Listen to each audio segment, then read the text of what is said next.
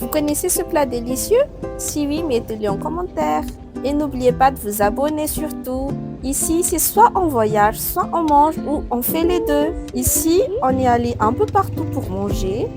Ici, on est allé dans ce magasin de charcuterie pour manger du pain et de la charcuterie, bien sûr, avec un peu de hachard. C'était vraiment délicieux. Et tout ça nous a coûté à peu près 3 €. Ensuite, on est allé dans le marché. C'est un vendeur de rue de fromage. Comme vous le voyez, il y a plusieurs types de fromage à des prix différents chacun. Et on a pris une boule de fromage qui pèse à peu près 1 kg et qui coûte à peu près 6 €. On l'a emporté chez nous pour le petit monsieur. Mais sur place, on a un peu goûté ça et c'était pas mal.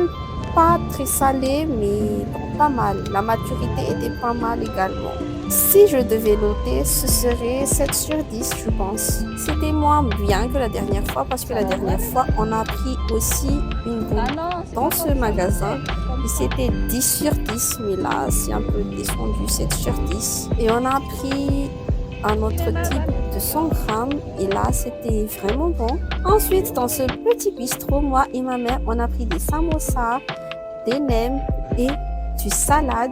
Donc, c'était plusieurs achats.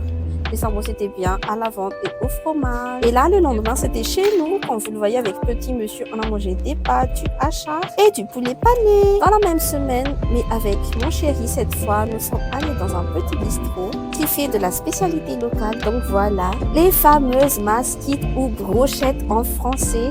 C'était à la viande, on a adoré avec le pak-pak, on appelle ça pak-pak. C'est un peu un naan type indien, mais adapté chez nous, saveur coco. Alors là, c'était top, délicieux. Est-ce que votre réponse était correcte? Abonnez-vous,